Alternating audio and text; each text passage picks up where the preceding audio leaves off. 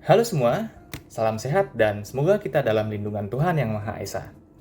Kami dari kelompok 1 IKGMP 2021, Fakultas Kedokteran Gigi Universitas Mahasiswa Denpasar, ingin menyampaikan penyuluhan dalam video ini. Penyuluhan ini berjudul Peningkatan Kebersihan Mulut dan Konsultasi Dokter Gigi Online di Masa Pandemi COVID-19 ini.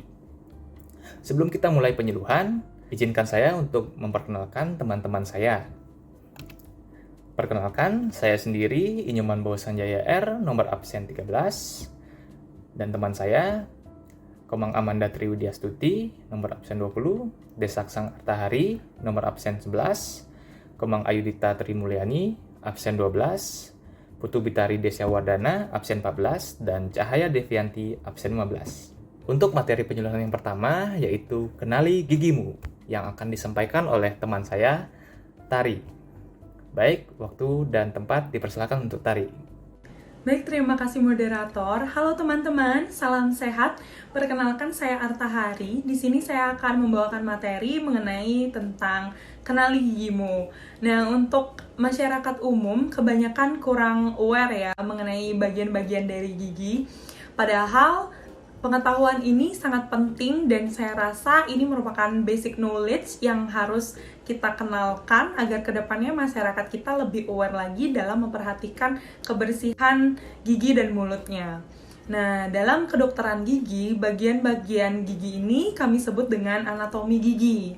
Sebelum itu, saya ingin bertanya kepada teman-teman di rumah, apa ada yang tahu berapa jumlah gigi pada manusia? Ya, benar sekali teman-teman. Jumlah gigi pada manusia yang berusia anak-anak itu berjumlah 20 gigi, kemudian pada orang dewasa berjumlah 32 gigi.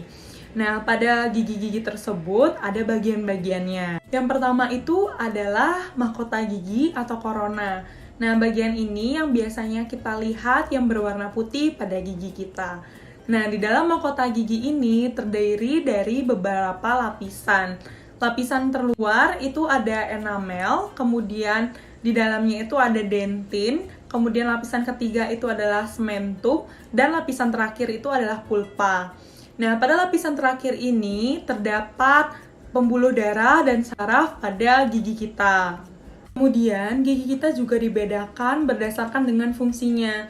Contohnya, yang biasa kita sebut dengan gigi geraham, atau dalam istilah kedokteran giginya kita sebut dengan gigi molar. Begitu juga yang sering kita sebut dengan gigi geraham kecil atau dalam istilah kedokteran gigi itu adalah gigi premolar. Itu juga berfungsi untuk menghaluskan atau mengelumatkan makanan. Kemudian ada gigi taring atau dalam istilah kedokterannya itu adalah gigi canines, itu untuk mencabik-cabik makanan. Kemudian gigi incisivus atau dalam masyarakat yang kita sering kenal dengan gigi seri, itu untuk memotong makanan. Kemudian selain mahkota gigi, kita juga dapat melihat gusi atau gingiva. Nah, gusi yang berwarna yang sehat itu adalah berwarna coral pink serta memiliki tekstur seperti tekstur kulit jeruk. Nah, jika teman-teman di rumah memiliki gusi yang berwarna kemerahan serta mudah berdarah, itu merupakan gejala awal dari inflamasi dari jaringan periodontal. Nah, apakah itu? Apakah itu berbahaya? Nah, jadi teman-teman, selain itu, pada gigi kita terdapat bagian yang bernama jaringan periodontal. Jaringan ini tidak dapat kita lihat dengan kasat mata. Jaringan ini berfungsi untuk menyokong gigi agar gigi dapat melekat dengan tulang dan tidak goyang pada rahang kita. Nah, jika jaringan periodontal ini mengalami inflamasi atau kondisi radang pada daerah tersebut, maka gusi teman-teman biasanya akan berwarna kemerahan serta mudah berdarah pada saat menyikat gigi. Nah, jika ditanya ini berbahaya atau tidak, itu tergantung dari kesegaraan perawatan yang teman-teman lakukan. Karena memang gusi berdarah itu tidak menyebabkan sakit, akan tetapi jika dibiarkan lama-kelamaan bisa menyebabkan gigi kita goyang. Nah, begitu teman-teman materi tentang kenali gigimu. Semoga teman-teman mulai hari ini bisa lebih aware lagi dalam merawat kesehatan gigi dan mulut kita. Terima kasih. Baik, terima kasih Tari pemaparan materinya. Jadi teman-teman, kita harus mengetahui ilmu dasar tentang anatomi gigi sebelum kita lanjut ke masalah kesehatan gigi dan mulut yang sering terjadi di masyarakat, yang akan disampaikan oleh teman saya, Ayudita. Setelah mengetahui bagian-bagian dari gigi, kita juga perlu tahu apa saja penyakit yang sering terjadi pada gigi dan mulut. Apakah dari teman-teman ada yang pernah merasakan sakit gigi? Sakit gigi disebabkan karena adanya lubang pada gigi, di mana merupakan salah satu penyakit yang paling sering diderita oleh masyarakat. Lalu bagaimana sih prosesnya sampai gigi bisa berlubang? Jadi, setelah ibu, bapak, dan teman-teman mengkonsumsi makanan, akan menghasilkan sisa makanan yang menempel pada gigi dan akan menjadi plak jika tidak dibersihkan dengan cara menyikat gigi setelah makan ataupun sebelum tidur. Sisa makanan yang tidak dibersihkan akan difermentasi oleh bakteri yang terdapat di rongga mulut dan akan berubah menjadi asam. Jika hal ini dibiarkan berlanjut, akan menyebabkan demineralisasi pada gigi dan akhirnya lubang terjadi. Proses gigi yang berlubang akan dimulai dari permukaan gigi dan dapat meluas hingga menyisakan akar gigi. Teman-teman, apakah pernah mendengar istilah karang gigi? Apa sih karang gigi itu? Karang gigi merupakan penumpukan plak gigi dan berbagai molekul di dalam rongga mulut yang lama tidak dibersihkan dan kemudian mengeras. Plak gigi berwarna kuning keputihan dan dapat terbentuk pada satu gigi ataupun pada seluruh gigi pada rongga mulut. Plak gigi jika tidak segera dirawat dapat menyebabkan penyakit gusi yang disebut dengan gingivitis dengan ciri kemerahan pada gusi. Gingivitis jika tidak segera dirawat dapat berlanjut menjadi periodontitis yang ditandai dengan pembekakan pada gusi dan terbentuknya kantung pada gusi. Ketika gusi mengalami perluasan peradangan dari gusi ke jaringan pendukung yang lebih dalam hingga menyebabkan adanya kerusakan tulang yang mendukung gigi, hal ini dapat menimbulkan kegoyangan pada gigi. Perawatan pada gigi goyang dapat dilakukan dengan menghilangkan faktor penyebab yang jika disebabkan oleh adanya penumpukan plak dapat dilakukannya scaling dan root planing terlebih dahulu, lalu dilanjutkan dengan perawatan splinting. Pencabutan merupakan pilihan terakhir jika gigi sudah tidak dapat dipertahankan lagi. Untuk mengembalikan fungsi dari gigi dan estetika, terlebih jika gigi depan pasien yang dicabut, pasien dapat dianjurkan untuk membuat gigi tiruan. Pernah tidak Bapak, Ibu, atau teman-teman ketika sedang mengkonsumsi makanan, minuman, baik yang panas maupun yang dingin, tiba-tiba giginya terasa ngilu ataupun nyeri? Nah, hal itu bisa terjadi salah satunya dikarenakan gusi mengalami penurunan yang membuat akar gigi terbuka sehingga gigi menjadi lebih sensitif. Penurunan gusi terjadi bisa karena cara menyikat gigi yang belum benar.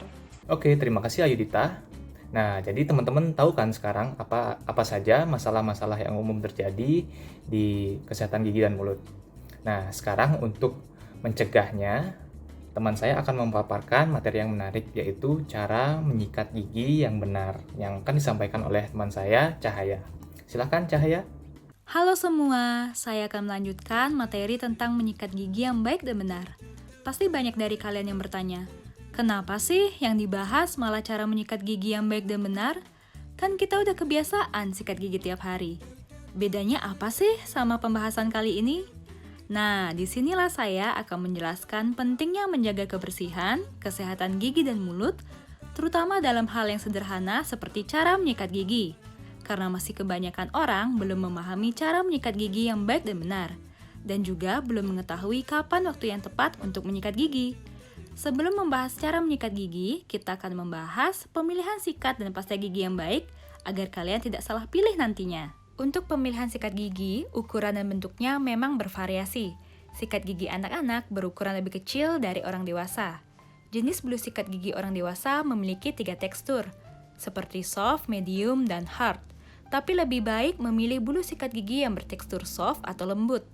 Berlaku juga untuk pemilihan sikat gigi anak-anak, agar tidak merusak gusi dan enamel pada gigi kalian. Diingatkan untuk kita semua, sikat gigi yang kita gunakan dalam sehari-hari harus digunakan secara pribadi, tidak boleh digunakan secara bergantian. Untuk anak-anak, lebih diberi arahan agar pentingnya menggunakan sikat gigi secara pribadi. Sikat gigi yang baik diganti setiap 3 bulan sekali. Jangan sampai sikat gigi yang kita gunakan berubah bentuk atau mekar. Untuk pasta gigi yang digunakan harus mengandung fluoride. Karena kandungan fluoride dari pasta gigi sangat membantu untuk melindungi gigi kita dari kuman dan mencegah terjadinya gigi berlubang. Sekarang kita akan membahas cara menyikat gigi yang baik dan benar. Sebelumnya, siapkan sikat gigi dan pasta gigi kalian. Untuk orang dewasa, aplikasikan pasta gigi sepanjang bulu sikat gigi. Dan untuk anak-anak, aplikasikan pasta gigi sebesar kacang polong. Untuk tahap menyikat gigi ini dengan menggunakan teknik metode roll. Setiap gerakannya dilakukan sebanyak 8 kali. Sikat gigi dimulai dari bagian depan gigi dengan meletakkan bulu sikat pada permukaan gigi dekat dengan tepi gusi dengan posisi membentuk sudut 45 derajat. Pada rahang atas digerakkan dari atas ke bawah dan gigi rahang bawah digerakkan dari bawah ke atas. Kemudian dilanjutkan pada bagian samping gigi, digerakkan dengan cara memutar atau dibulat-bulatkan seperti ini. Kemudian dilanjutkan pada bagian dalam gigi tempat kalian mengunyah makanan pada rahang atas maupun rahang bawahnya digerakkan dengan cara yang sama, yaitu ditarik ke bawah seperti ini. Kemudian bagian dalam gigi digerakkan dengan cara mencongkel ke arah keluar pada rahang atas maupun rahang bawahnya. Dan yang terakhir, bagian belakang pada gigi depan dilakukan dengan cara menarik ke bawah seperti ini. Setelah itu, kalian dapat berkumur dengan air hanya sekali saja, agar kandungan fluoride pada gigi kalian tidak cepat hilang. Frekuensi dan waktu yang tepat untuk menyikat gigi adalah 2 kali sehari, pagi setelah sarapan dan malam sebelum tidur. Untuk kalian di rumah, jangan lupa sikat gigi ya. Pada bagian sela-sela gigi, tempat yang sulit dijangkau oleh sikat gigi, dapat kita bersihkan dengan menggunakan dental floss atau benang gigi. Dengan cara memasukkan dental floss pada bagian sela gigi, lalu lakukan gerakan naik dan turun secara perlahan sampai kotoran di gigi terlepas. Lalu kalian dapat melakukan pembersihan lidah. Lidah sangat penting loh untuk dibersihkan, karena lidah adalah tempat menempelnya kuman dan bakteri yang dapat mengakibatkan bau mulut. Kalian dapat membersihkan lidah dengan alat pembersih lidah atau sikat gigi dengan cara menarik ke bawah secara perlahan. Jika kalian ingin berkumur dengan obat kumur, dapat dilakukan dengan cara menuangkan obat kumur sebanyak 20 ml, lalu dikulum selama 30 detik, kemudian dikeluarkan tanpa berkumur dengan air. Untuk anak yang berusia di bawah 12 tahun, tidak dianjurkan untuk menggunakan obat kumur. Fungsi obat kumur ini dapat membantu menyegarkan mulut dan mengurangi bau mulut. Pengaturan diet. Ayo, pasti banyak dari kalian yang malas mengontrol pola makan. Padahal pengaturan diet ini sangat penting loh untuk kesehatan kita, terutama untuk kesehatan gigi dan mulut. Jadi konsumsilah makanan yang sehat dan bergizi seperti makanan 4 sehat 5 sempurna, karena makanan yang manis dan lengket yang banyak mengandung gula jika dikonsumsi secara berlebihan, itu tidak baik dan dapat mempercepat terjadinya gigi berlubang terutama untuk anak-anak.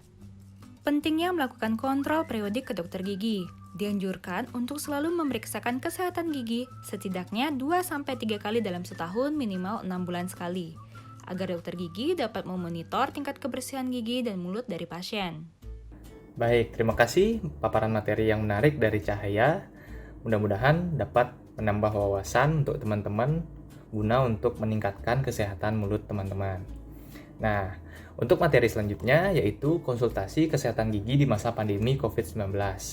Seperti kalian yang ketahui, pemerintah telah menerapkan peraturan PSBB di masa pandemi ini. Nah, peraturan itu sangat mempengaruhi mobilitas masyarakat, terutama mobilitas untuk menemui dokter gigi secara langsung. Maka dari itu, materi kali ini sangat berhubungan sekali untuk solusi mengatasi masalah tersebut. Materi konsultasi kesehatan gigi di masa pandemi akan disampaikan oleh teman saya, Pitari. Baik, terima kasih moderator atas waktu yang telah diberikan. Kita lanjut saja masuk pada materi konsultasi online dokter gigi di masa pandemi. Jadi, Bapak Ibu sekalian sudah pada tahu bahwa 1 tahun terakhir bumi kita ini sedang dilanda wabah penyakit atau wabah virus yang dinamakan virus COVID-19, di mana wabah ini disebabkan oleh virus yang dinamakan coronavirus atau virus corona yang dapat menyerang sistem pernafasan, dan kita semua tahu bahwa penularan dari COVID-19 ini dapat berupa tidak sengaja menghirup percikan ludah atau droplet yang keluar dari penderita COVID-19 saat batuk atau bersin, juga dapat dengan memegang mulut, hidung, mata, tanpa mencuci tangan terlebih dahulu sehingga dapat menyentuh benda yang terkena droplet dari penderita COVID-19 itu sendiri. Dan yang ketiga itu juga dapat dengan berkontak terlalu dekat atau kurang dari 2 meter dengan penderita COVID-19 tanpa menggunakan masker. Dan kita semua tahu bahwa banyak sekali hal yang berpengaruh karena adanya wabah penyakit COVID-19 ini. Dan salah satunya yaitu di bidang kesehatan, terkhusus di bidang kesehatan gigi dan mulut. Nah, Bapak Ibu sekalian pasti sudah sangat ingin tahu ya, bagaimana sih caranya agar bisa berkonsultasi, memeriksakan giginya secara online. Berikut adalah tahapan-tahapan atau cara-cara bagaimana cara pemakaian teledentistry itu sendiri. Yang pertama atau hal yang paling penting Bapak Ibu sekalian yang harus punya adalah smartphone atau ponsel pintar, di mana ini bertujuan untuk mengunduh aplikasi teledentistry itu sendiri. Apabila Bapak Ibu sekalian sudah memiliki aplikasi tersebut pada HP-nya masing-masing, hal selanjutnya yang dapat dilakukan adalah meminta tolong pada orang lain untuk membantu dalam pengambilan foto, atau dapat juga dilakukan sendiri dengan cara mengeset timer pada kamera masing-masing. Yang diperlukan atau yang perlu diperhatikan di sini dalam pengambilan foto adalah pencahayaan agar tidak terlalu gelap dan tidak terlalu terang. Selanjutnya, ambil foto sesuai dengan daerah yang dikeluhkan atau yang perlu dikonsultasikan ke dokter gigi, dan tidak lupa juga memoto atau foto pada bagian seluruh wajah apabila dikeluhkan adanya pembengkakan. Dan yang terakhir, tidak lupa untuk selalu mencuci tangan sebelum dan sesudah pengambilan foto dilakukan. Oke, terima kasih Ibu Tari. Nah, selanjutnya di sini teman-teman materi terakhir yaitu tentang protokol kesehatan COVID-19. Mungkin sebagian dari teman-teman sudah mengetahui dan sebagian dari teman-teman belum mengetahui tentang protokol kesehatan COVID-19 guna untuk mencegah dan memutuskan rantai penyebaran COVID-19. Materi protokol kesehatan COVID-19 akan disampaikan oleh teman saya, Amanda. Waktu dan tempat dipersilakan untuk Amanda. Baik, terima kasih moderator atas kesempatan yang diberikan. Perkenalkan, nama saya Amanda Trigastuti. Pada kesempatan kali ini, saya akan melanjutkan penjelasan mengenai bagaimana sih cara kita agar terhindar dari virus COVID-19, di mana infeksi corona atau COVID-19 itu disebabkan oleh coronavirus, di mana kelompok virus yang menginfeksi sistem pernafasan. Pada sebagian besar kasus, coronavirus hanya menyebabkan infeksi pernafasan ringan sampai sedang seperti flu, akan tetapi virus ini juga bisa menyebabkan infeksi pernafasan berat seperti pneumonia, Middle East Respiratory Syndrome atau MERS, dan Severe Acute Respiratory Syndrome atau SARS. Dari itu, saya akan menjelaskan bagaimana sih cara kita agar terhindar dari virus ini. Yang pertama, untuk selalu menggunakan masker, di mana penggunaan masker ini sangat penting untuk melindungi kita dari droplets atau tetesan cairan yang jatuh ketika seseorang di dekat kita itu sedang batuk atau bersin. Nah, penggunaan masker ini juga ada aturannya ya teman-teman, di mana penggunaan masker harus sesuai standar, di mana penggunaannya itu jangan sampai masih ada teman-teman yang menggunakan masker itu sampai turun ke dagu, karena hal ini tidak baik ya, karena virus yang menempel di luar masker itu nantinya akan dapat menempel juga di sekitar dagu dan leher kita. Maka dari itu tidak baik ya teman-teman. Kemudian untuk masker bedah yang sering kita jumpai itu sifatnya adalah sekali pakai, di mana masker ini hanya bertahan selama paling maksimal itu adalah 4 jam. Jadi setelah itu bisa diganti. Nah, setelah masker itu sudah bisa diganti, kita bisa merobeknya terlebih dahulu, kemudian kita bisa buang ke tempat sampah. Nah, apabila teman-teman menggunakan masker kain, teman-teman bisa sekalian langsung mencuci segera setelah digunakan. Yang kedua adalah dengan menjaga jarak dengan orang lain minimal 1 meter ya, untuk menghindari kerumunan. Adalah untuk selalu membiasakan diri mencuci tangan karena tangan itu yang paling sering kontak dengan kuman, bakteri, maupun virus. Nah, maka dari itu cucilah tangan dengan sabun dan air mengalir selama minimal 20-30 detik atau bisa juga menggunakan dengan hand sanitizer. Selanjutnya adalah selalu terapkan PHBS atau pola hidup bersih dan sehat untuk meningkatkan daya tahan tubuh agar terhindar dari virus ini, seperti mengkonsumsi makanan dengan gizi seimbang, kemudian olahraga atau aktivitas fisik minimal 30 menit per hari. Nah, tetapi ketika berolahraga di tempat umum harus selalu ingat dengan protokol kesehatan ya. Istirahat yang cukup, kemudian mandi dan bersihkan diri minimal 2 kali sehari dan segera bersihkan diri dan mengganti baju ketika habis berpergian. Yang terakhir, apabila terdapat anggota keluarga atau warga yang positif terkena COVID-19 ini, jangan panik ya teman-teman, karena panik akan dapat menurunkan sistem kekebalan tubuh kita. Yang kita bisa lakukan adalah dengan melapor kepada RT atau RW setempat agar dapat dilakukan tracing. Dan yang paling penting adalah untuk saling berempati dan mensupport satu sama lain apabila anggota keluarga atau warga lain yang positif terkena virus COVID-19 ini. Jangan tumbuhkan stigma negatif baik kepada yang sedang terpapar maupun yang sudah sembuh melawan virus ini. Selanjutnya saya serahkan kembali ke moderator. Oke teman-teman, jadi sekian penyuluhan dari kami. Semoga materi yang kami sampaikan bermanfaat dan bisa diterapkan sehari-hari oleh teman-teman. Dan mohon maaf bila ada kesalahan kata atau kekurangan dalam penyampaian kami. Dan jangan lupa mengikuti anjuran pemerintah dengan 3M, memakai masker, menjaga jarak, dan mencuci tangan. 3T, testing, tracing, treatment, serta vaksinasi. Salam sehat, semoga kita dalam lindungan Tuhan Yang Maha Esa. Sampai jumpa.